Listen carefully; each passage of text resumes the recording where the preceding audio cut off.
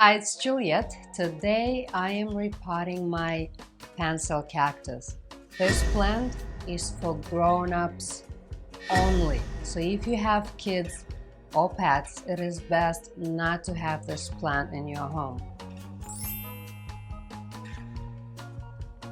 This video is a part of my Green Moments series where I am sharing with you my life with plants at home, how I care for my plants, what challenges and issues I have, new plants I add to my collections, and what planters and tools I use for my plants. If this is your first time watching my video, I am the founder of My City Plants, one of the first New York's online plant shops.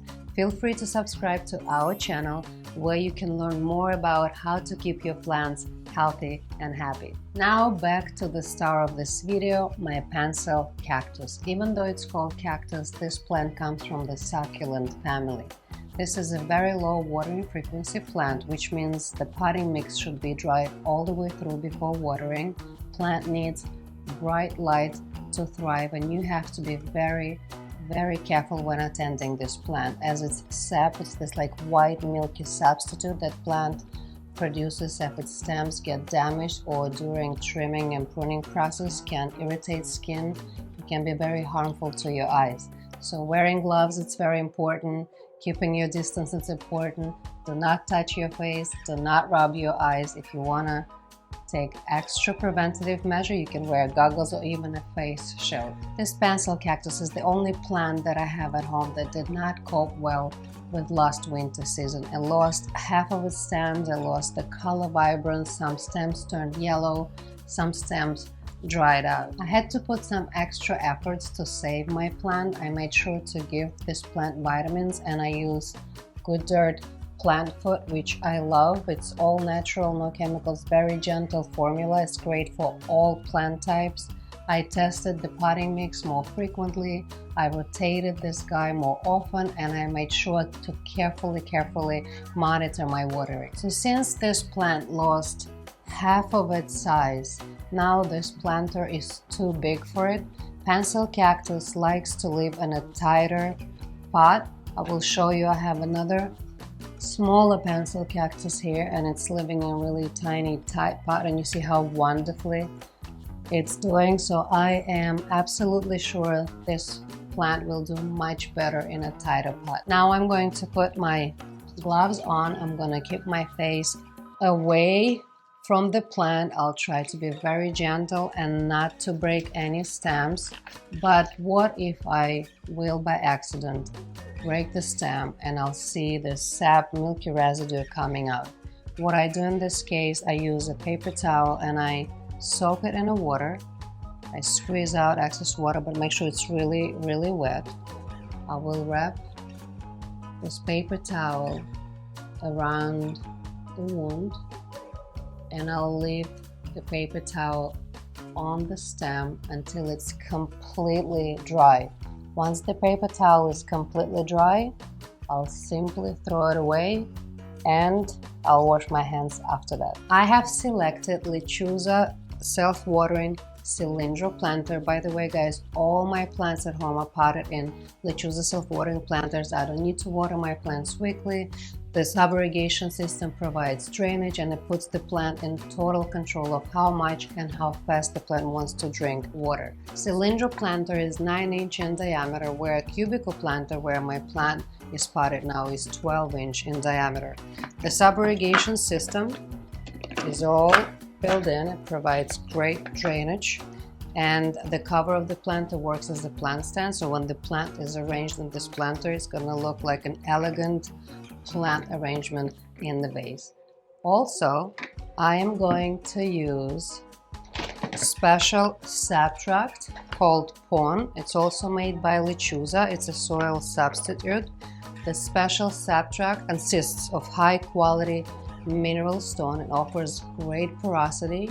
It also filters heavy metals and pollutants from the water. Pon can be used for all plant types. Okay, let's get started. I'm gonna start by removing this guy out of its old pot,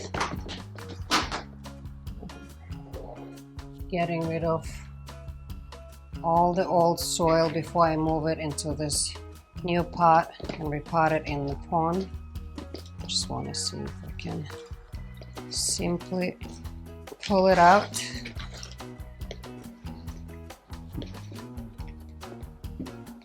Come on, baby. All right, wonderful. It's just coming out.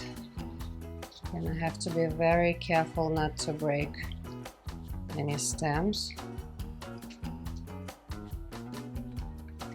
And stem is out. There's another one. See? Got another one. And this is the last one. All right, let me check. Let's check the roots. Very healthy. Yeah, this part of the plant is absolutely healthy. Great, strong, light color roots. Wonderful. So before I repot it, I'm just gonna get rid of all the excess soil as much as I can without breaking the roots. And now this guy is ready to go into its new pot. All right, let me grab cylindra. I'm going to add some pond inside the pot before I place plant in.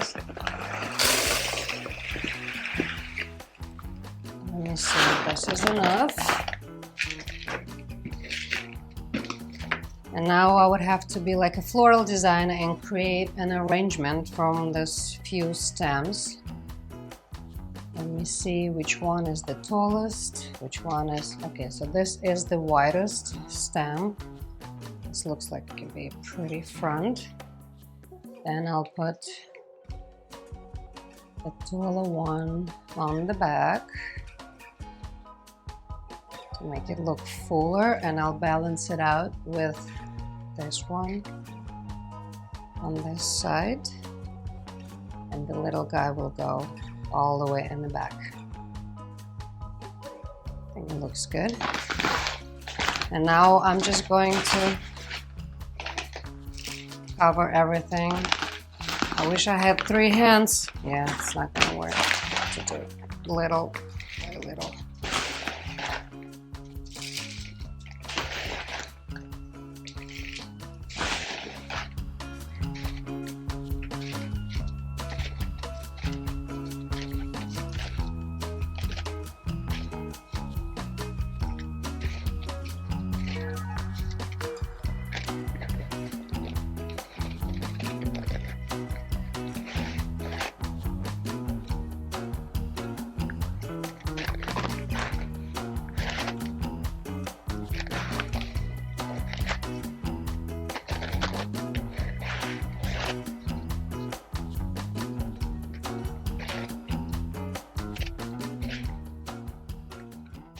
Now my plant is spotted in a new planter. I check in and see if there is any sap. I managed not to break any stems, so I can safely remove my gloves and move the inner pot. And by the way, I'm gonna discard the gloves. I'm not gonna reuse them just in case if there's any sap left on the gloves that I do not see. And I'm going to place the inner pot inside the planter cover. Look how elegant. You see what I mean? Like a flower arrangement. Perfect. The next step after we repot the plant is to water it. And for the first time, plants that are potted in pond, we need to saturate the pond well and kind of activate it, if you will. So the first watering would have to be through the pond, and we would have to do it very, very slowly and just pour water around the plant. And the reason we have to do it slowly, so the sap tract has a chance to absorb the water. If we do it fast, the water will just run through the bottom of the water reservoir. I will pour water until I see the red stick inside this plastic tube. This is a water level indicator that shows me how much water I have in the reservoir. So I will pour the water until the red stick inside this plastic tube will rise a little above halfway through. I'm not gonna want to fill up the reservoir all the way to the maximum mark.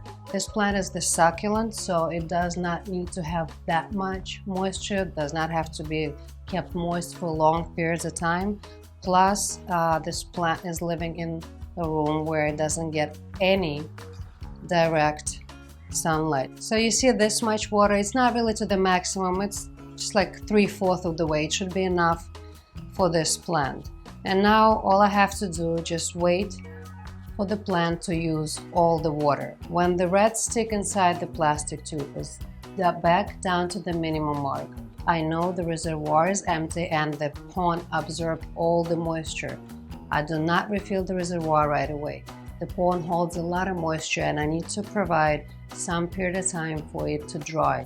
As I mentioned earlier, plant likes its potting mix or substrate to be very dry before getting a drink.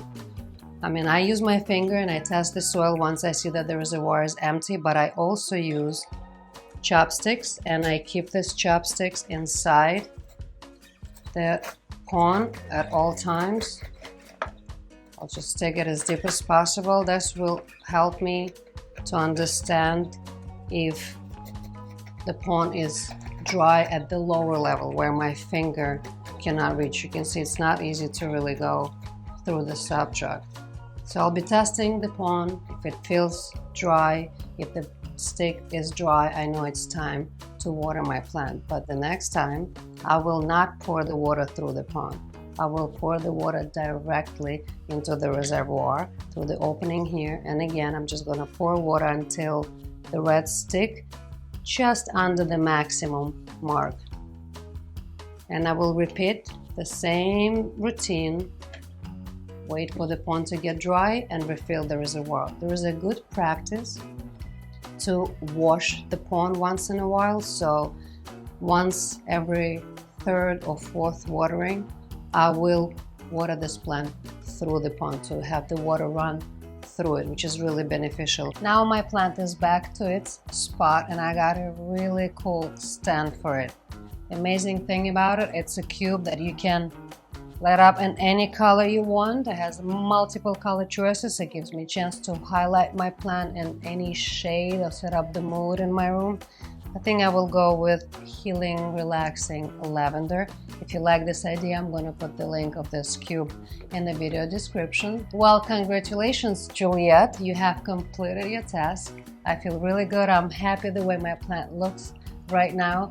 Thank you for being here with me today. It makes it so much fun knowing I have you here. Take care of yourself. Take care of your plants. Thank you for watching and I see you soon.